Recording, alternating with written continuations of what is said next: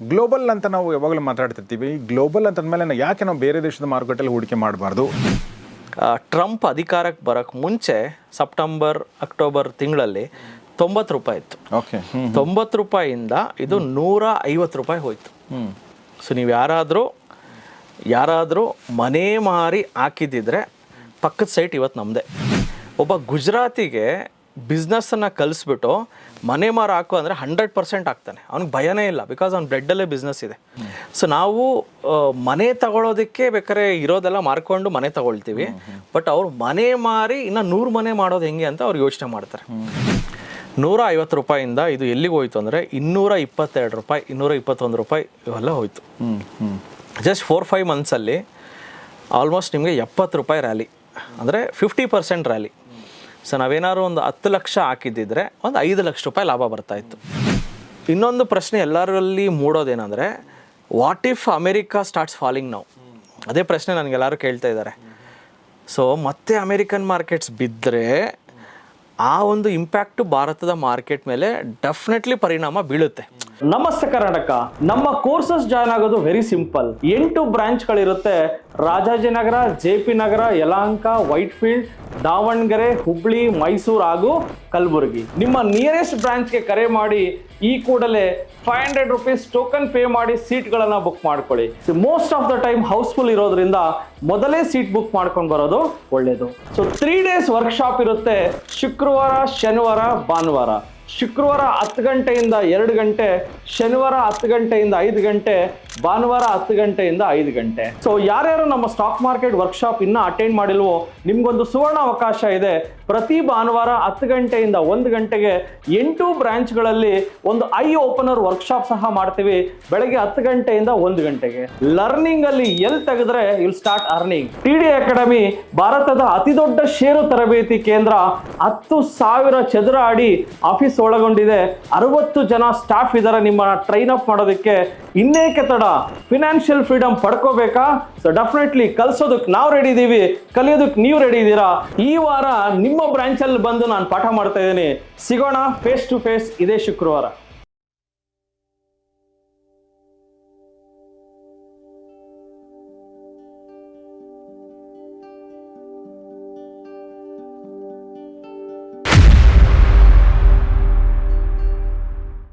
ಸ್ನೇಹಿತರೆ ನಮಸ್ಕಾರ. ಗೌರಿ ಶಕಿ ಸ್ಟುಡಿಯೋದ ವಿಶೇಷ ಕಾರ್ಯಕ್ರಮ ಮಹಾಮನಿ ನಿಮಗೆಲ್ಲ ಆತ್ಮೀಯ ಸ್ವಾಗತ. ನಾನು ಗೌರಿ ಶಕಿ. ಮಹಾಮನಿ ನಿಮಗೆ ಹೆಸರೇ ಹೇಳೋ ಹಾಗೆ ಇದು ದುಡ್ಡಿನ ಕುರಿತಾದ, ಫಿನಾನ್ಸ್ ಕುರಿತಾದ, ಸ್ಟಾಕ್ ಮಾರ್ಕೆಟ್ ಕುರಿತಾದ, ಹೂಡಿಕೆ ಕುರಿತಾದ ಕಾರ್ಯಕ್ರಮ. ಹೀಗಾಗಿ ಇದು ನಮ್ಮ ಅತ್ಯಂತ ಅವಶ್ಯಕತೆ ಇರುವಂಥ ಕಾರ್ಯಕ್ರಮ ಅಂತ ನನಗನ್ಸುತ್ತೆ. ಈ ಒಂದು ಕಾರ್ಯಕ್ರಮದಲ್ಲಿ ನಮ್ಮ ಜೊತೆಗೆ ಮತ್ತೊಂದು ಸಲ ಜಾಯ್ನ್ ಆಗಿದ್ದಾರೆ TD ಈ ಒಂದು ಸ್ಟಾಕ್ ಮಾರ್ಕೆಟ್ ಟ್ರೈನಿಂಗ್ ಮತ್ತು ಟ್ರೇಡಿಂಗ್ ಇನ್ಸ್ಟಿಟ್ಯೂಟ್ನ ಮುಖ್ಯಸ್ಥರಾಗಿರುವಂಥ ಮನೋಜ್ ಕುಮಾರ್ ಅವರು. ಬನ್ನಿ ಅವ್ರನ್ನ ಸ್ವಾಗತಿಸೋಣ. ಮನೋಜ್ ಅವರು, welcome to the show. Thank you. ನಮಸ್ತೆ. ನಾವು ಈವರೆಗೆ ಸಾಕಷ್ಟು ಪ್ರೋಗ್ರಾಮ್ಗಳು ಮಾಡಿದ್ದು ಹೂಡಿಕೆ ಬಗ್ಗೆ. ಕಳೆದ 2 ಸಂಚಿಕೆಗಳು ತುಂಬ ಇಂಪಾರ್ಟೆಂಟ್ ಮನೋಜ್ ಅವರದು. ಒಂದು, ಹೆಣ್ಮಕ್ಳು ಹೇಗೆ ಇನ್ವೆಸ್ಟ್ ಮಾಡಬೇಕು ಅನ್ನೋದ್ರ ಬಗ್ಗೆ, ಗೃಹಿಣಿಯರು ಹೇಗೆ ಇನ್ವೆಸ್ಟ್ ಮಾಡಬೇಕು ಅನ್ನೋದ್ರ ಬಗ್ಗೆ. 2ನೇದು ಕರಿಯರ್ ಬಗ್ಗೆ ಮಾತಾಡಿದ್ವಿ. ಅದು ನೋಡಿದ್ರೆ ದಯವಿಟ್ಟು ಅದು ನೋಡಿ. ಅದರ ಲಿಂಕನ್ನು ಪುನೀತ್ ಅವರು ಡಿಸ್ಕ್ರಿಪ್ಷನಲ್ಲಿ ಹಾಕಿರ್ತಾರೆ, ಕಮ್ಯುನಿಟಿ ಪೇಜಲ್ಲೂ ಇರುತ್ತೆ. ಆದರೆ ಇವತ್ತು ನಾನು ಮಾತಾಡಬೇಕು ಅಂದ್ಕೊಂಡಿರೋ ವಿಚಾರ ಏನಂದರೆ, ಕಳೆದ ಒಂದು 5-6 ತಿಂಗಳಲ್ಲಿ ನಮ್ಮ ಭಾರತದ ಮಾರ್ಕೆಟ್ ಹೇಗೆ ಬಿದ್ದೋಯ್ತು ಅಂತ ನಾವು ಅಬ್ಸರ್ವ್ ಮಾಡಿದ್ವಿ. ಈಗ ಒಂದು 2-3 ದಿನಗಳಿಂದ ಸ್ವಲ್ಪ ಚೇತರಿಕೆ ಕಾಣ್ತಾ ಇದೆ, ಸ್ವಲ್ಪ ಗ್ರೀನ್ ಬಟನ್ಗಳು ಕಾಣ್ತಾ ಇವೆ. ತೊಂದರೆ ಇಲ್ಲ, ಅದು ಮೇಲೆ ಬರುತ್ತೆ ಅನ್ನೋದು ನಮಗೆ ಭರವಸೆ ಇದೆ. ಆದರೆ ಕೇವಲ ಭಾರತ ಮಾರುಕಟ್ಟೆಯನ್ನು ಮಾತ್ರ ನಾವು ನಂಬಿ ಕೂತ್ಕೋಬೇಕಾ? ಭಾರತ ಮಾರುಕಟ್ಟೆಯ ಮೂಲಕ ಮಾತ್ರ ನಾವು ಬೆಳಿಬೇಕಾ? ಗ್ಲೋಬಲ್ ಅಂತ ನಾವು ಯಾವಾಗಲೂ ಮಾತಾಡ್ತಿರ್ತೀವಿ. ಗ್ಲೋಬಲ್ ಅಂತಂದಮೇಲೆ ಯಾಕೆ ನಾವು ಬೇರೆ ದೇಶದ ಮಾರುಕಟ್ಟೆಯಲ್ಲಿ ಹೂಡಿಕೆ ಮಾಡಬಾರ್ದು ಅಂತ ಒಂದು ಪ್ರಶ್ನೆ ಬರುತ್ತೆ. ಅದು ವಿಶ್ವದ ಅತ್ಯಂತ ಶ್ರೀಮಂತ ಕಂಟ್ರಿ ಅಂತ ನಾವು ಏನು ಕರಿತೀವಿ, ಅಮೆರಿಕ ಮಾರ್ಕೆಟಲ್ಲಿ ಯಾಕೆ ಹೂಡಿಕೆ ಮಾಡಬಾರ್ದು ಅನ್ನೋ ಪ್ರಶ್ನೆ ಕೂಡ ಬರುತ್ತೆ. ಈ ಬಗ್ಗೆ ತಾವೇನು ಹೇಳ್ತೀರಿ? ಸೊ ಇದೊಂದು ಆಪರ್ಚುನಿಟಿ ಅಂತ ಹೇಳ್ಬೋದು. ನಾವು ಭಾರತದಲ್ಲೇ ಇಟ್ಕೊಂಡು ಭಾರತದ ಡಿಮ್ಯಾಟ್ ಅಕೌಂಟ್ ಓಪನ್ ಮಾಡಿಕೊಂಡು ಜನರಲಿ ನಮ್ಮ ಏನು ಅಕೌಂಟ್ಗಳಿದೆಯಲ್ಲ ಅದನ್ನೇ ಬಳಸ್ಕೊಂಡು ವಿದೇಶಿ ಅಂದರೆ ಅಮೆರಿಕ ದೇಶದಲ್ಲೂ ಸಹ ಇನ್ವೆಸ್ಟ್ ಮಾಡ್ಬೋದು. ಓಕೆ. ಈವನ್ ಚೈನಾದಲ್ಲೂ ಸಹ ಇನ್ವೆಸ್ಟ್ ಮಾಡ್ಬೋದು. ಹೇಗಂದರೆ ETF, exchange traded fund. So ನಮ್ಮ ದೇಶದಲ್ಲಿ ಒಂದು 2-3 ETF ಇದೆ, which is very good ETF ಅಂತ ಹೇಳ್ಬೋದು. Even Indian stock market full ಕೆಳಗಡೆ ಬಿದ್ದಿದೆ ಆ್ಯಂಡ್ ಅಮೇರಿಕನ್ ಮಾರ್ಕೆಟು ಫುಲ್ ಪೀಕಲ್ಲಿದೆ. ಎಕ್ಸಾಂಪಲ್ ಕೊಡ್ತಾ ಇದ್ದೀನಿ. ಸೊ ಅವಾಗ ನೀವು ಇಂಡಿಯನ್ ಮಾರ್ಕೆಟಲ್ಲಿ ಹೂಡಿಕೆ ಮಾಡಿ. ಎಕ್ಸಾಂಪಲ್, ಇಂಡಿಯನ್ ಮಾರ್ಕೆಟ್ ಫುಲ್ ಪೀಕಲ್ಲಿದೆ, ಅಮೇರಿಕನ್ ಮಾರ್ಕೆಟ್ ಫುಲ್ ಡೌನಲ್ಲಿದೆ, ಅವಾಗ ನೀವು ಅಮೇರಿಕನ್ ಮಾರ್ಕೆಟಲ್ಲಿ ಇನ್ವೆಸ್ಟ್ ಮಾಡಿ. ಇಲ್ಲ ಗೋಲ್ಡು ಫುಲ್ಲು ಪೀಕಲ್ಲಿದೆ, ಸ್ಟಾಕ್ ಮಾರ್ಕೆಟ್ ಫುಲ್ ಚೀಪಾಗಿದೆ, ಸ್ಟಾಕ್ ಮಾರ್ಕೆಟಲ್ಲಿ ಇನ್ವೆಸ್ಟ್ ಮಾಡಿ.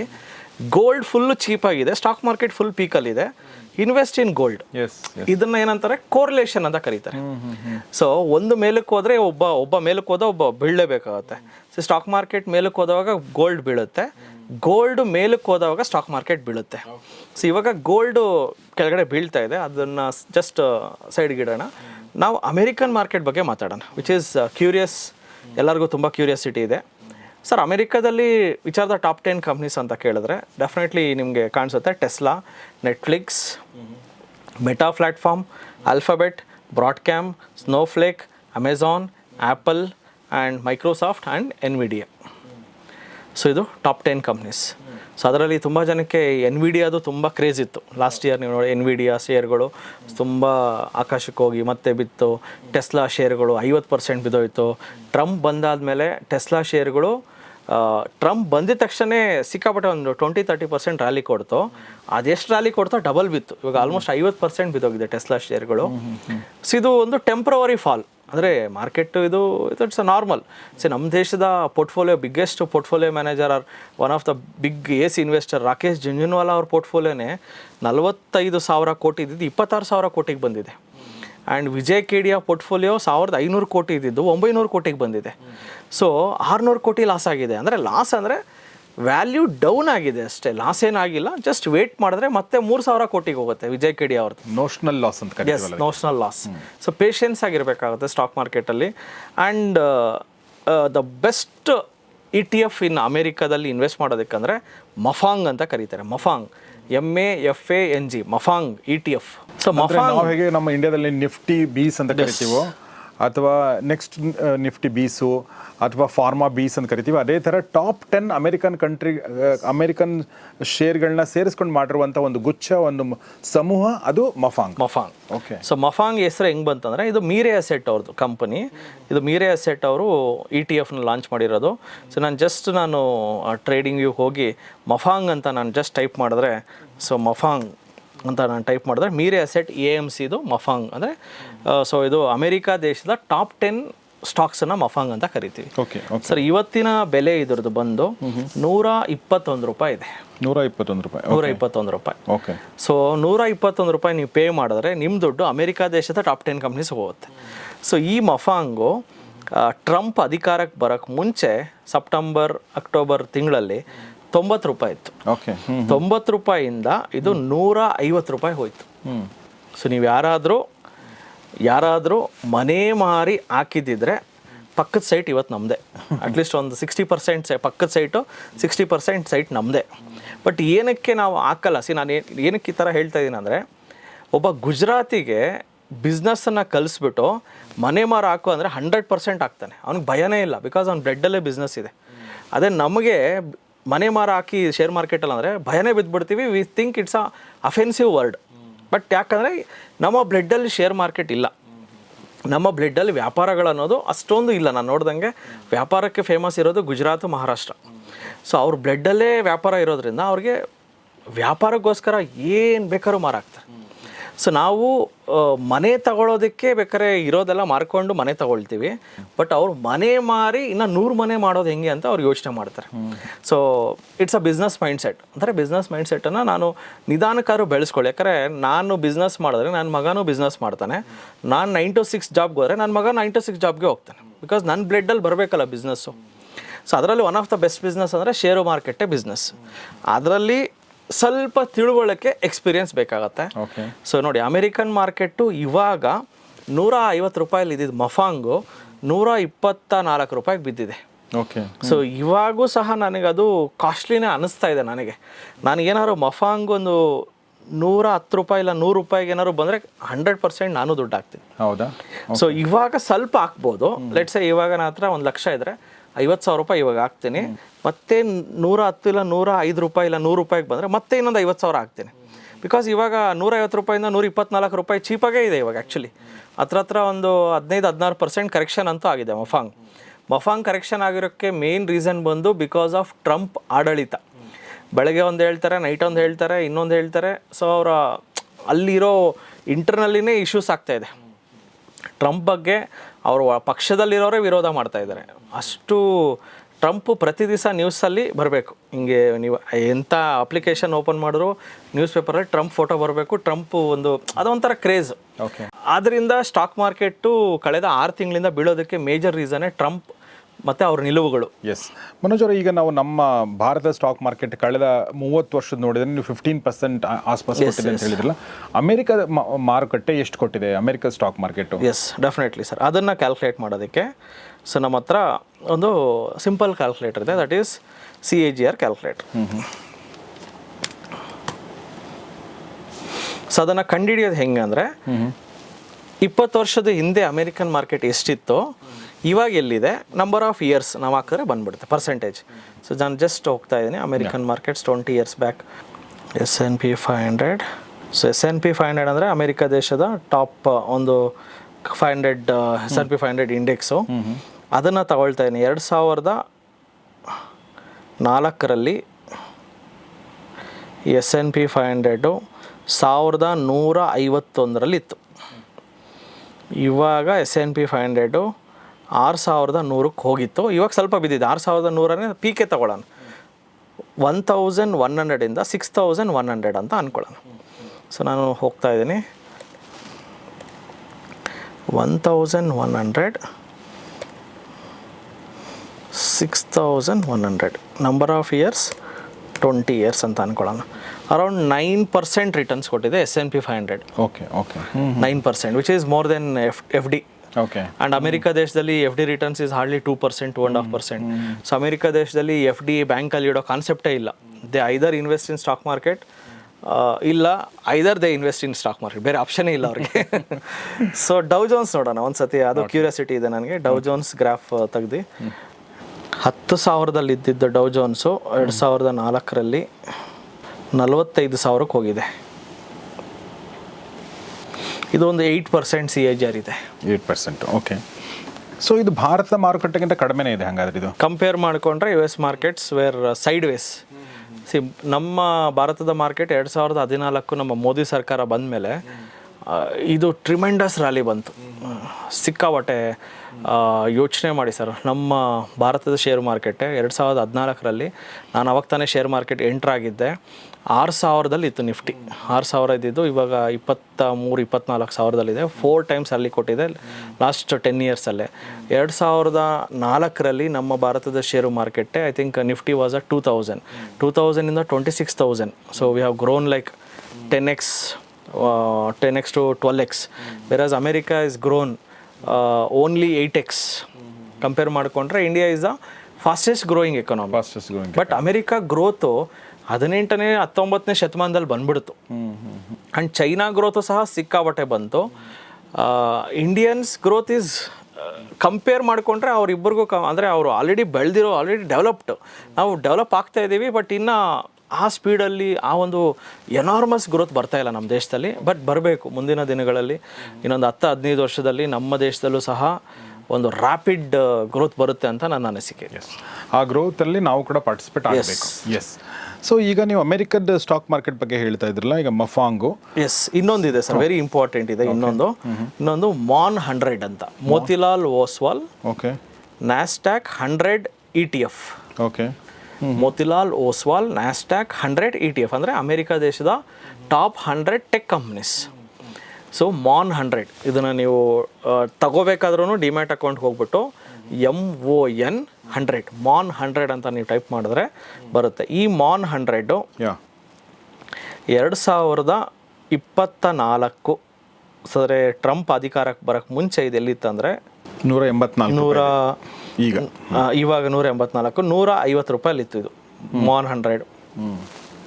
150 ರೂಪಾಯಿಂದ ಇದು ಎಲ್ಲಿಗೆ ಹೋಯ್ತು ಅಂದರೆ 222 ರೂಪಾಯಿ, 221 ರೂಪಾಯಿ ಇವೆಲ್ಲ ಹೋಯ್ತು.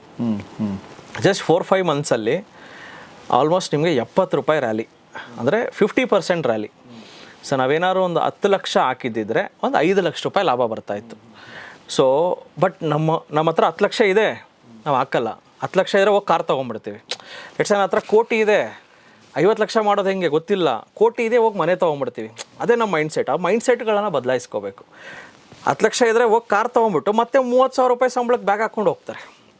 ಅದೇ ಶೇರ್ ಮಾರ್ಕೆಟ್ ಬಂದು ಒಂದು 3 ಲಕ್ಷ ಮಾಡೋಣ, ವರ್ಷಕ್ಕಲ್ಲ ಒಂದು 6 ತಿಂಗಳಿಗೆ ಮಾಡೋಣ, ಇಲ್ಲ ಒಂದು ವರ್ಷಕ್ಕೆ ಒಂದು 3 ಲಕ್ಷ ಮಾಡೋಣ, 10 ಲಕ್ಷ ಎತ್ಕೊಂಡು ಬನ್ನಿ ಅಂದರೆ 10 ಲಕ್ಷ ತರಬೇಕಾ ಶೇರ್ ಮಾರ್ಕೆಟ್ಗೆ? ಇದು ಜೂಜು ಗ್ಯಾಮ್ಲಿಂಗ್ ಅಂತ ಹೇಳ್ತಾರೆ, because of lack of knowledge.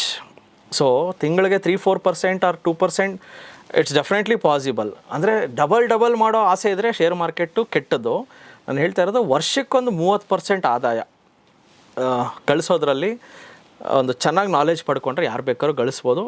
Expertise ಆಗಬೇಕು, ಈ ಫೀಲ್ಡಲ್ಲಿ ಎಕ್ಸ್ಪರ್ಟ್ ಆಗಬೇಕು. Definitely we can make it. Yes. So ಈಗ ಅಮೆರಿಕನ್ ಮಾರುಕಟ್ಟೆ ನೋಡಿದ್ವಿ. ಅಮೆರಿಕನ್ ಮಾರುಕಟ್ಟೆ ನಮ್ಮ ಮಾರುಕಟ್ಟೆ ಕಂಪೇರ್ ಮಾಡಿದರೆ ಈಗ ನೀವು ಇದನ್ನು ಹೇಳಿದ್ರಲ್ಲ ಮಾನ್, ಅದು ಎಷ್ಟು ಓಡಿದೆ ಅಂತ ಹೇಳಿದ್ರೆ ಒಂದ್ಸಲ? ಸರ್ ಇದು ಮಾನ್ 100 ಕಳೆದ ಅಂದರೆ 6 ಮಂತ್ಸಲ್ಲಿ ನಾನು ರಿಟರ್ನ್ಸ್ ಕ್ಯಾಲ್ಕುಲೇಟ್ ಮಾಡಿದ್ರೆ so it has given more than 50%. But ಇವಾಗ 184ಗೆ ಬಂದಿದೆ.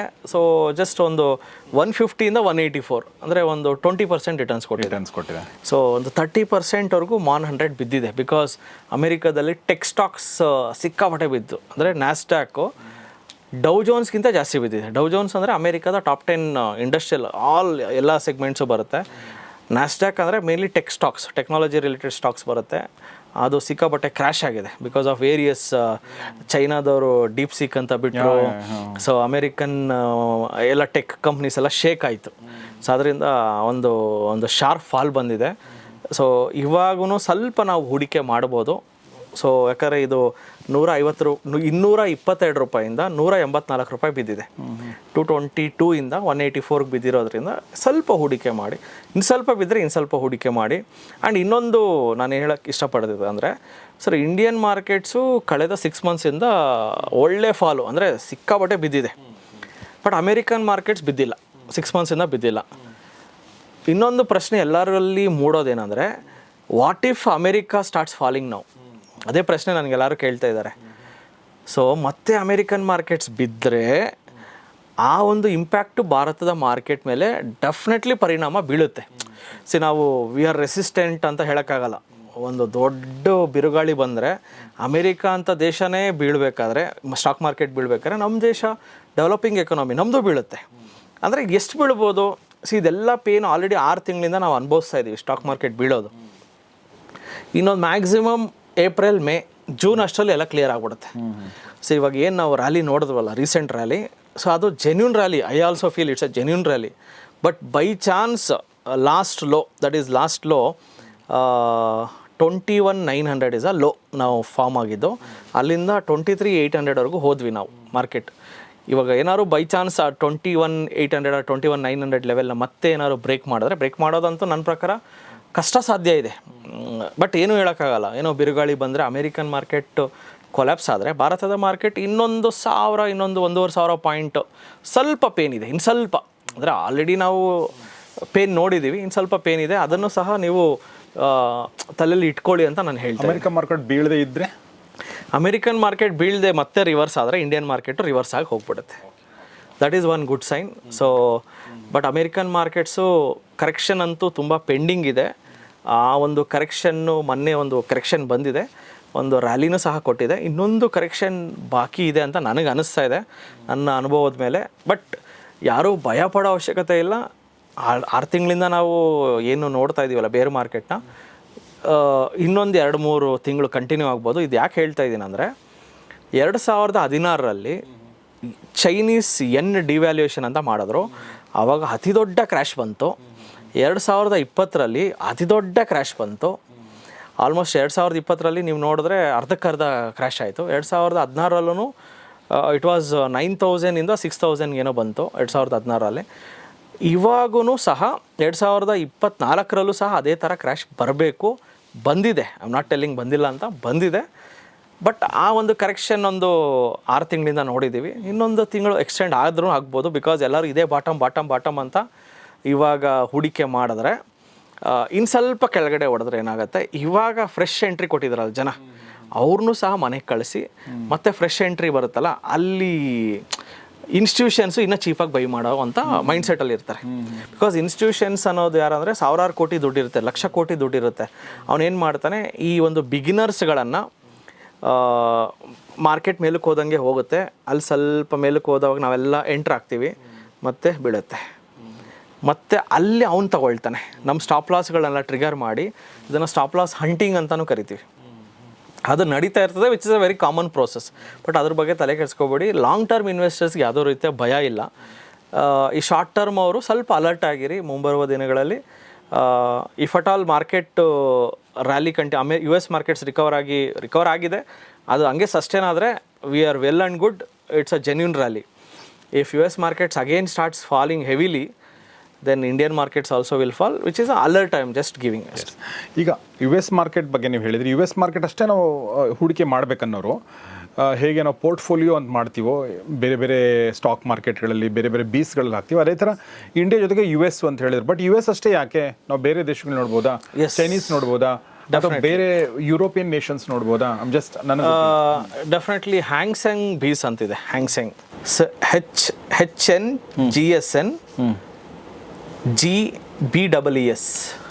ಓಕೆ. ಸೊ HANGSEN ಹ್ಯಾಂಗ್ಸೆಂಗ್ ಬೀಸ್ ಅಂತ ನೀವು ನಿಮ್ಮ ಡಿಮ್ಯಾಟ್ ಅಕೌಂಟಲ್ಲಿ ಹಾಕಿದ್ರೆ, ಹ್ಯಾಂಗ್ಸೆಂಗ್ ಬೀಸ್ ಇದು ಚೈನೀಸ್ ಮಾರ್ಕೆಟು. ಈ ಚೈನೀಸ್ ಮಾರ್ಕೆಟು ಕಳೆದ ಒಂದು ವರ್ಷದಿಂದ ಸಿಕ್ಕಾಪಟ್ಟೆ ರ್ಯಾಲಿ ಕೊಟ್ಟಿದೆ. ಎಷ್ಟು ರ್ಯಾಲಿ ಕೊಟ್ಟಿದೆ ಅಂದರೆ ಆಲ್ಮೋಸ್ಟ್ ಡಬಲ್ ಆಗಿದೆ.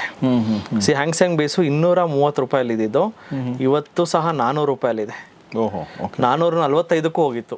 ಸೊ ಅಮೇರಿಕನ್ ಮಾರ್ಕೆಟ್ಗಿಂತ Chinese markets are doing really well. Reason ಬಂದು ಅವರು ಟೆಕ್ನಾಲಜಿ ಅಷ್ಟು ಬೆಳೀತಾ ಇದ್ದಾರೆ. ಆ್ಯಂಡ್ ಅಮೇರಿಕಾದವರೇ ಒಂಥರ ಬೆಚ್ಚ ಬೀಳೋ ಅಂಥ ಸನ್ನಿವೇಶಗಳನ್ನ ಕ್ರಿಯೇಟ್ ಮಾಡ್ತಾ ಇದ್ದಾರೆ. ಡೀಪ್ ಸೀಕ್ ಅನ್ನೋ ಒಂದು ವೆಪನ್ನು ಜೊತೆಗೆ ರೀಸೆಂಟ್ಲಿ ಟ್ವಿಟರ್ನ ಕಂಪ್ಲೀಟ್ಲಿ ಶಟ್ ಡೌನ್ ಆಗೋ ಥರ ಮಾಡಿದರು. ಅದು ಟ್ವಿಟರ್ CEO ಎಲನ್ ಮಸ್ಕ್ ಏನು ಹೇಳಿದ್ದಾರೆ ಅಂದರೆ, ಒಂದು ದೇಶ ಇಲ್ಲೊಂದು ಬಿಗ್ ಆರ್ಗನೈಸೇಷನ್ ಮಾಡಿರೋವಂಥ ಒಂದು ಕೃತ್ಯ ಇದು ಅಂತಲೂ ಓಪನ್ ಬಹಿರಂಗವಾಗಿ ಹೇಳಿದ್ರು. ಸೊ ಇದರೆಲ್ಲ ಹಿಂದೆ ಇರೋದು ಚೈನಾ ಅಂತ ನನ್ನ ಅನಿಸಿಕೆ. Chinese market, China wants to be above America, ಅದೇ ಅವ್ರದ್ದು ಒಂದು ಗುರಿ. ನಾವು ನಂಬರ್ 1 ಆಗಬೇಕು. ಟ್ರಂಪ್ ಬಂದಮೇಲೆ ಅವ್ರು ಇನ್ನೂ ಅಗ್ರೆಸಿವ್ ಆಗಿದ್ದಾರೆ ಚೈನಾದವರು. ಸೊ ಡೆಫಿನೆಟ್ಲಿ ಚೈನೀಸ್ ಮಾರ್ಕೆಟ್ಸಲ್ಲಿ ಯಾರು ಹೂಡಿಕೆ ಮಾಡಿದರೆ, ಕಳೆದ ಟ್ರಂಪ್ ಬರೋಕ್ಕೆ ಮುಂಚೆ ಅಂದರೆ ಮಾರ್ಚ್ ಏಪ್ರಿಲ್ ತಿಂಗಳಲ್ಲಿ 200 ರೂಪಾಯಿ ಇದ್ದಿದ್ದ ಹ್ಯಾಂಗ್ಸೆಂಗ್ ಬೀಸು ಇವತ್ತು 405 ರೂಪಾಯಲ್ಲಿದೆ. ಸೊ ಇದು ಸ್ವಲ್ಪ ಬಿದ್ದಿದೆ. ನನ್ನ ಪ್ರಕಾರ ಚೈನೀಸ್ ಮಾರ್ಕೆಟ್ಸಲ್ಲಿ wait and watch, don't invest directly. Again ಕೇರ್ಫುಲ್ಲಾಗಿ ಇನ್ವೆಸ್ಟ್ ಮಾಡಿ, ಒಂದೇ ಸತಿ ಇನ್ವೆಸ್ಟ್ ಮಾಡಬೇಡಿ. ಸ್ವಲ್ಪ ಬಿದ್ದವಾಗ, ಒಂದು 20% 30% ಕರೆಕ್ಷನ್ ಆಗಿ ಬಿದ್ದವಾಗ ಆವಾಗ ಸ್ವಲ್ಪ ಹೂಡಿಕೆ ಮಾಡಿ ಅಂತಲೂ ಹೇಳ್ತೀನಿ. ಸೊ MON 100, ಮಫಾಂಗ್, ಹ್ಯಾಂಗ್ಸೆಂಗ್ ಬೀಸ್, ಇದು 3 ಸಾಕು. ಎಸ್. ಇದ್ರ ಜೊತೆಗೆ ಇನ್ನೊಂದು ಈಗ ಫೈನಲ್ ಪ್ರಶ್ನೆ ಏನಂದರೆ, ಈಗ ನಾವು ಇಂಡಿಯಾದ ಪಾನ್ ಕಾರ್ಡು, ಇಂಡಿಯಾದ ಆಧಾರ್ ಕಾರ್ಡು, ಇಂಡಿಯಾದ ಬ್ಯಾಂಕ್ ಅಕೌಂಟ್ ಇದೆ ನಮ್ಮ ಹತ್ರ. ನಮಗೆ ನಮ್ಮ ಟ್ಯಾಕ್ಸ್ ಏನಿದೆ ಅದು ಗೊತ್ತಿದೆ ನಮಗೆ.